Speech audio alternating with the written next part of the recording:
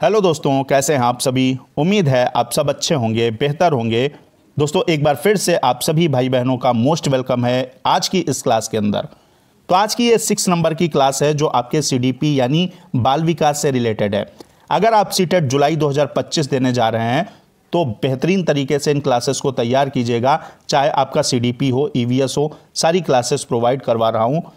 तो अगर आपने इन क्लासेस को दोस्तों बेहतर ढंग से तैयार कर लिया तो सीटेट के अंदर जो क्वेश्चन पूछे जा रहे हैं तो इनके लिए आपके माइंड में एक कॉन्सेप्चुअल अंडरस्टैंडिंग सेट होगी जिससे आप क्वेश्चंस को तुरंत सॉल्व कर लेंगे।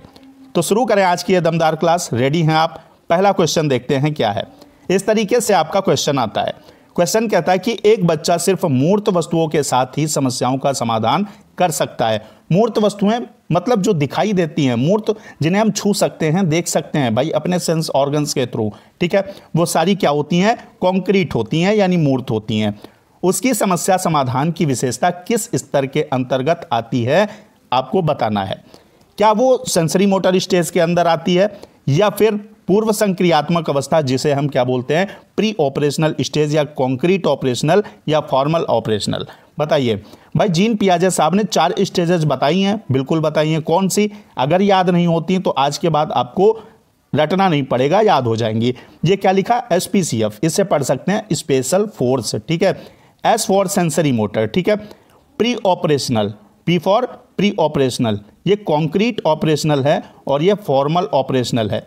याद रखिएगा 0 से आपका 2 वर्ष, 2 से 7 वर्ष, 7 से 11 वर्ष और 11 से ऊपर, कभी कभार 12 भी ले लेते हैं, ठीक है। तो यहां कह रहा मूर्त वस्तुओं के साथ, तो मूर्त वस्तुओं के साथ समस्या समाधान तब बच्चा करेगा जब वो 7 से 11 के बीच में होगा, जब वो कॉन्क्रीट ऑपरेशनल स्टेज में होगा, ठीक है।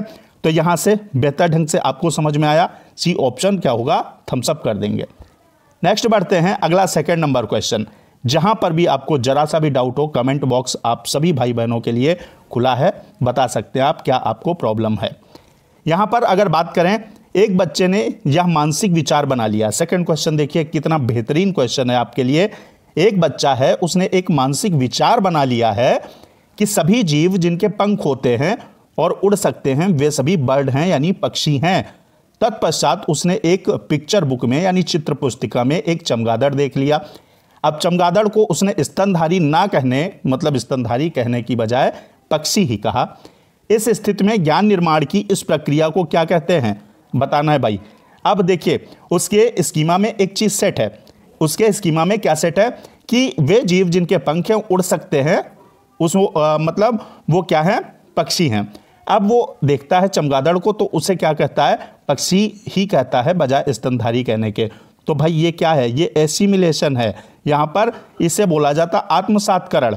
ये क्वेश्चन समझिएगा भाई, वो जानकारी जो है उसमें उसने कोई परिवर्तन नहीं किया, उसने देखा, उसको भी ऐड कर लिया और कहा कि ये भी पक्षी ही है। तो इस तरीके से क्या हो जाता है, आपका एसिमिलेशन हो जाता है, आत्मसातकरण, ठीक है। अगर बात करें पिछला क्वेश्चन, तो मैंने कहा था कॉन्क्रीट ऑपरेशनल, तो याद रखिएगा हमेशा कॉन्क्रीट में 3 गुण विकसित हो जाते हैं बच्चे के अंदर, CCS, ऐसे करके आप याद कर सकते हैं। CCS बोले तो आपका क्या हो जाएगा, C for classification, C for conservation और S फॉर सेरिएशन, सेरिएशन यानी क्रमबद्धता। तो यहां पर वर्गीकरण और फिर आपका संरक्षण और यहां पर क्रमबद्धता का गुण किसमें विकसित होता है, कॉन्क्रीट ऑपरेशनल मूर्त संक्रियात्मक अवस्था जिसमें बच्चा 7 से 11 वर्ष का होता है, ठीक है। तो यहां पर आपका फर्स्ट ऑप्शन सही हो जाएगा। बढ़ते हैं नेक्स्ट की तरफ और यहां पर नेक्स्ट क्वेश्चन लेंगे थर्ड नंबर क्वेश्चन। दोस्तों कह रहा है किसी चीज के विषय में नूतन रूप से सोचना यानी एक नॉवेल थिंकिंग जिसको बोलते हैं, और समस्या समाधान के लिए यूनिक सॉल्यूशन ढूंढने की क्षमता क्या कहलाती है। मतलब कोई आपका कोई भी विषय है, किसी फील्ड में आप सोच रहे हैं, नए तरीके से सोचना और यूनिक सॉल्यूशन देना, ये हमेशा क्या होता है, आवेगशीलता नहीं होता है, यहाँ रिवर्सिबिलिटी नहीं, हाइपर एक्टिविटी नहीं, ये दोस्तों क्रिएटिविटी होता है, ये अपसारी सोच होती है जिसे इंग्लिश में बोलते हैं डाइवर्जेंट थिंकिंग, ठीक है। तो यहाँ पर आपका डी ऑप्शन करेक्ट हो जाएगा। नेक्स्ट बढ़ते हैं अगला क्वेश्चन। देखिए जीन पियाजे के अनुसार चिंतन के बुनियादी चरण जो क्रियाओं की संगठित व्यवस्था है या वे विचार जो वस्तुओं और घटनाओं को हमारी दुनिया में मानसिक रूप से प्रस्तुत करने की अनुमति देते हैं, क्या कहलाते हैं, बताइएगा। तो यहाँ पर क्या स्कीमा होगा या फिर आपका ZPD होगा, अग्रिम संगठक या अनैच्छिक क्रियाएं। तो देखिए सिंपल सी बात, क्वेश्चन क्या कह रहा है, क्वेश्चन ये कह रहा है जैसे आप रोज क्लास करते हैं, ठीक है, रोज क्लास कर रहे हैं, अब आपने देखा कि वीडियो आपने खोला यूट्यूब और वीडियो आ गया CDP या EVS का, आपने देखा कि अरे ये तो सर का वीडियो है या फिर A1 एजुकेशनल हब का वीडियो है। तो यहाँ पर आपके माइंड में चीज़ पहले से फिट है ना कि सर हैं CDP पढ़ाते हैं, तो ये स्कीमा होता है दोस्तों, स्कीमा, ठीक है। तो यहाँ पर ए ऑप्शन सही हो जाएगा, आपके दिमाग में जानकारी फीड है तो ए ऑप्शन पक्का हो जाएगा। नेक्स्ट बढ़ते हैं अगला क्वेश्चन। अब देखिए NCF से क्वेश्चन है। NCF नेशनल करिकुलम फ्रेमवर्क राष्ट्रीय पाठ्यचर्या रूपरेखा 2005 के अकॉर्डिंग क्या है, बच्चे शिक्षक द्वारा दी गई सामग्री के निष्क्रिय प्राप्त करता है। निष्क्रिय जहां देखिएगा आपको ऑप्शन एलिमिनेट कर देना है। बी कहता बच्चों में अधिगम को विनियमित करने की क्षमता नहीं होती है, बिल्कुल ऐसा गलत है।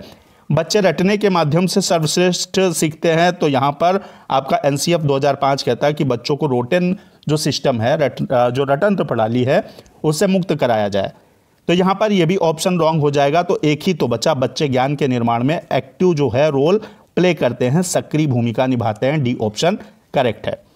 नेक्स्ट बढ़ते हैं 6 नंबर क्वेश्चन।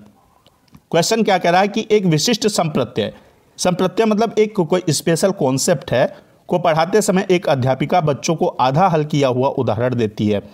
अब बताना है आपको लेव वाइगोत्स्की के अनुसार अध्यापिका किस रणनीति का इस्तेमाल कर रही है। जैसे मैंने आपको इतना क्वेश्चन बता दिया, ठीक है, समझा दिया। अब आप क्या करेंगे, अब मैं आपसे सॉल्यूशन ढूंढने को कहूं, ये क्या होता है, ये होता है दोस्तों क्या अवलोकन अधिगम, बिल्कुल नहीं। द्वंद्वात्मक अधिगम, बिल्कुल नहीं। एडॉप्टेशन का यहाँ मतलब नहीं है, ये होता है स्कैप फोल्डिंग।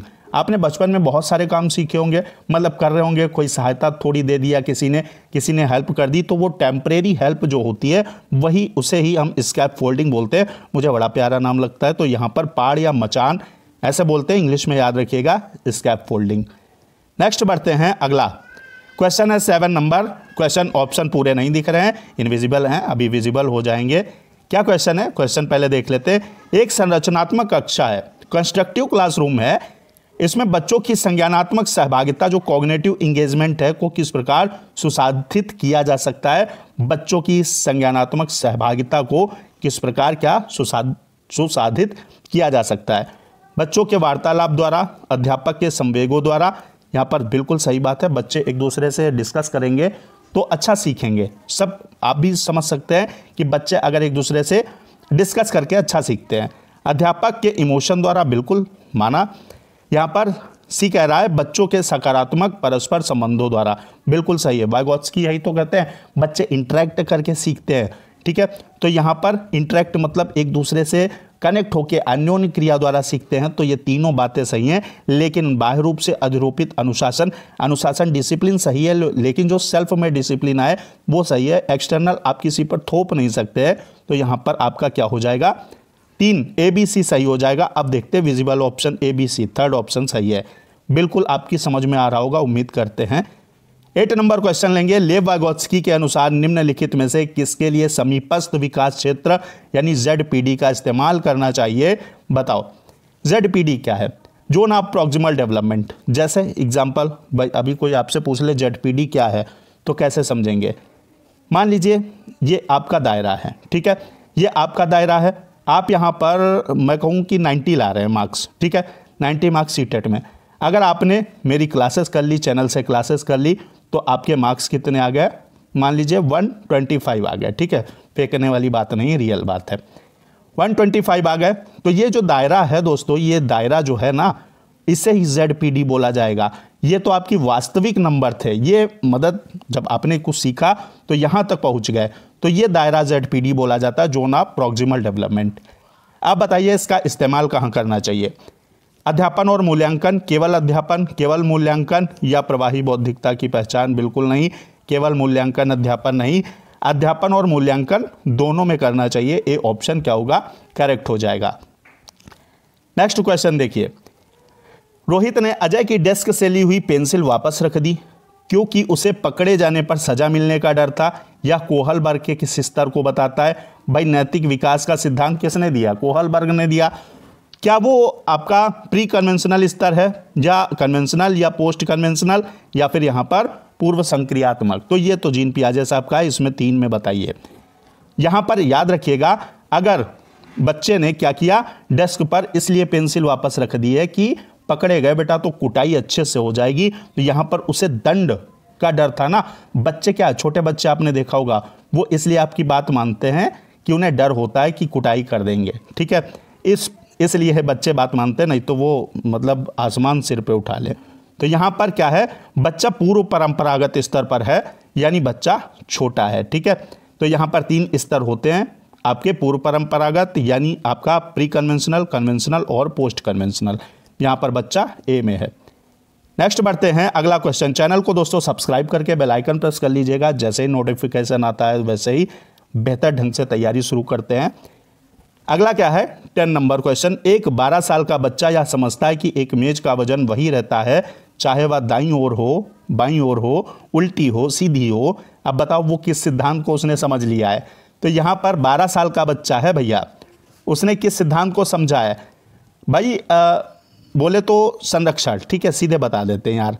यहाँ पर वस्तु स्थायित्व तो नहीं, यहाँ पर ये सारी चीज़ें नहीं। वस्तु स्थायित्व का गुण क्या होता है, इसमें क्या होता है कि बच्चे मतलब वस्तु आप कहीं भी छिपा के रख दो, ढूंढ निकालेंगे, ऑब्जेक्ट परमानेंस जिसको बोलते हैं। तो ये नहीं, यहाँ पर कंजर्वेशन का गुण, और ये कंजर्वेशन का गुण अगर विकसित हो गया है तो बच्चा कहाँ है? अभी मैंने आपको बताया सेरिएशन, ठीक है।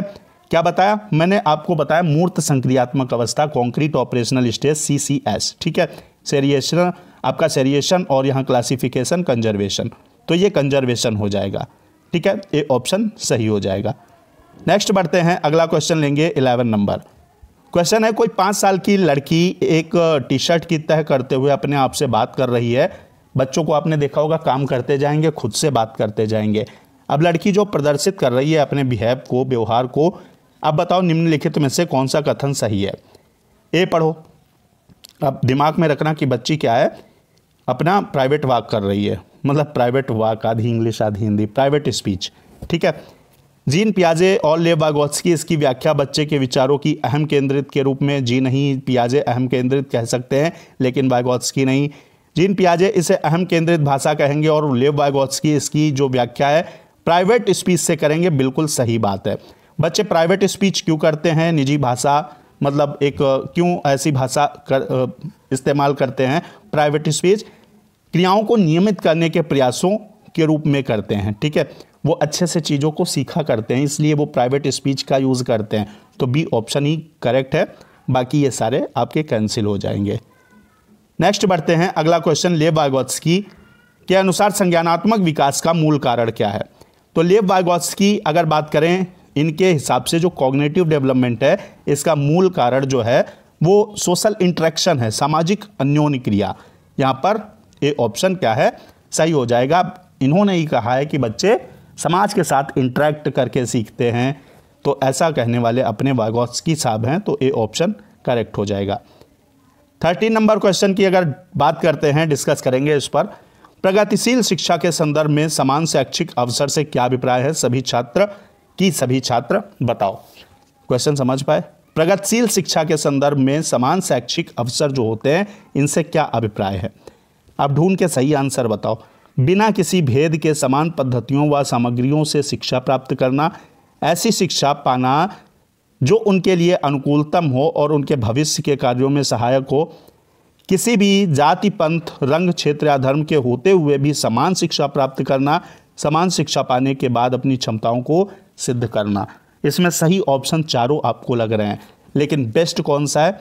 अब चारों तो सही हो नहीं सकते हैं भाई, तो बेस्ट क्या लगाएंगे? बेस्ट है ऐसी शिक्षा पाना जो अनुकूलतम हो और भविष्य के लिए अच्छी हो, ठीक है।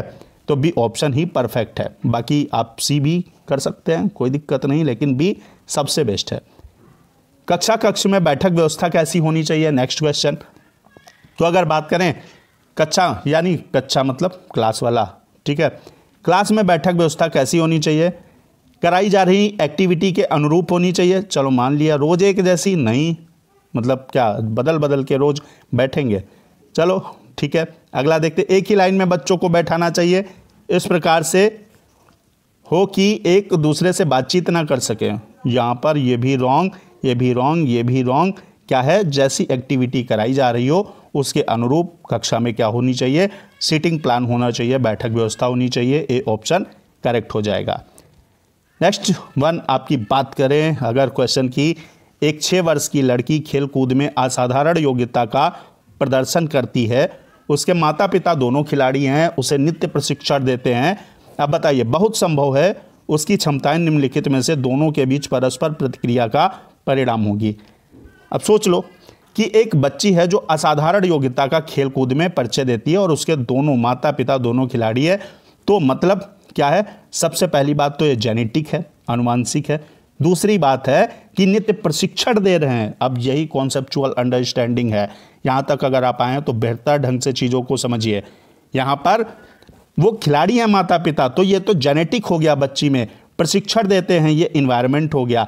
तो क्या हो गया, ये आनुवांशिकता और पर्यावरण का प्रभाव है। और डेवलपमेंट किस पर होता है, हेरिडिटी इनटू आपका क्या, पर्यावरण यानी इन्वायरमेंट का गुणनफल है। तो यहाँ पर आपका क्या हो जाएगा, क्या, डी ऑप्शन करेक्ट हो जाएगा। ठीक है, विकास आनुवांशिकता से भी प्रभावित होता है और पर्यावरण से भी प्रभावित होता है। तो यहाँ पर आपका क्या हो जाएगा, डी ऑप्शन सही है। आज के इस वीडियो में एक बार फिर से मैंने 15 मोस्ट इंपॉर्टेंट क्वेश्चंस का आपको करा दिया है, मॉक टेस्ट बोलें या आपका प्रैक्टिस बोलें। ठीक है, मिलते हैं नेक्स्ट क्लास के अंदर। जय हिंद, वंदे मातरम।